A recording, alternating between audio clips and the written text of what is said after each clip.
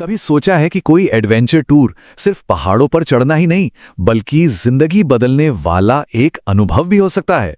तो आज हम MAAD गजाबुरु हिल्स के प्रमोशनल कैंपेन को जरा गौर से देखने वाले हैं और समझेंगे कि कैसे वो एक सीधी सादी यात्रा को एक असाधारण कहानी में बदल लेते हैं। चलिए शुरू करते हैं। और कहानी शुरू होती है इसी एक दमदार लाइन से। देखिए, ये सिर्फ एक टूर पैकेज बेचने की कोशिश नहीं है, ये तो किसी के अंदर के रोमांच को, उसकी प्रेरणा को जगाने का एक न्योता है।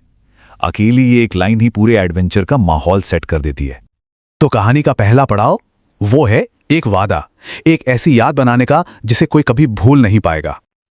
और यहीं एक बहुत दिलचस्प बात है। कैंपेन की शुरुआत में ये नहीं बताया जाता कि कहाँ जाना है या क्या करना है, नहीं, इसके बजाय वो सीधा एक नतीजा बेचते हैं, एक ऐसी यात्रा जो किसी की जिंदगी बदल देगी। कितनी स्मार्ट मार्केटिंग है ना? तो चलिए इस इमोशनल वादे के बाद अब जरा असलियत में झांकते हैं कि गजाबुरु में असल में क्या खास है और वहां कौन कौन सी एक्टिविटीज होती हैं। तो ये रही गजाबुरु हिल्स एडवेंचर की main activities. Trekking, rock climbing, camping, मतलब एडवेंचर का पूरा पैकेज है। पर कहानी यहीं खत्म नहीं होती। और बस यहीं पर खेल बदल जाता है। कैसे फटाफट एक्टिविटीज की लिस्ट से ध्यान हटाकर एक गहरे इमोशनल अनुभव पर ले जाया गया।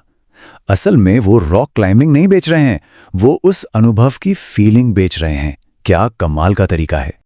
तो अब जरा और गहराई में उतरते हैं और देखते हैं कि ये कैंपेन कैसे इस सफर के कम्युनिटी वाले और इमोशनल पहलुओं पर फोकस करता है। यहाँ पर सारा जोर कम्युनिटी और टुगेदरनेस पर है। इसे एक अकेले सफर की तरह नहीं बल्कि एक फैमिली एडवेंचर की तरह पेश किया गया है, जहाँ हर कोई एक दूसरे को सपोर्ट करता है, मोटिवेट करता है। इससे इसकी अपील और भी बढ़ जाती है। और ये है वो फाइनल इमोशनल रिवॉर्ड जिसका कैंपेन वादा करता है, प्रकृति के साथ जुड़ने का और सच्ची आजादी को महसूस करने का। ये सिर्फ एक ट्रिप नहीं, ये आजादी का एहसास है। और अब आते हैं इस कैंपेन के सबसे जरूरी हिस्से पर कि कैसे फिजिकल चैलेंजेस को पर्सनल डेवलपमेंट का एक जरिया बनाकर पेश किया जाता है।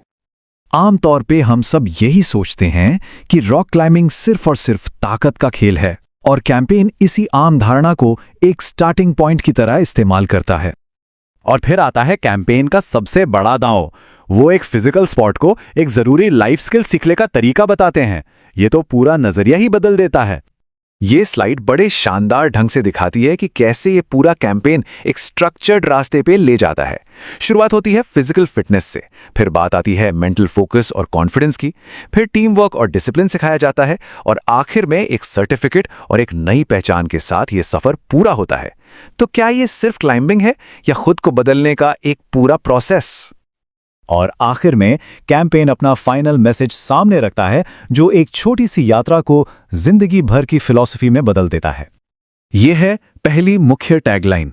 इससे यह महसूस होता है कि यह अनुभव किसी बड़ी पहले से चली आ रही संस्कृति का हिस्सा है, जो इसे और भी ज्यादा भरोसेमंद बनाता है। और ये रहा फाइनल सबसे पावरफुल फिलोसॉफिकल स्टेटमेंट। ये कैंपेन का असली मकसद दिखाता है, एडवेंचर को किसी की पहचान का एक जरूरी हिस्सा बनाना। मतलब ये सिर्फ एक टूर बेचना नहीं है, ये एक लाइफस्टाइल को प्रमोट करना है। तो इस कैंपेन का जो मूल सवाल है वो यही है, क्या वाकई एक एडवेंचर किसी के व्यक्तित्व को बदल सकता है? ये एक सवाल इस पूरे अभियान के वादे को अपने अंदर समेट लेता है और हमें ये सोचने पर मजबूर करता है कि ऐसे बदलने वाले अनुभवों की ताकत आखिर होती क्या है।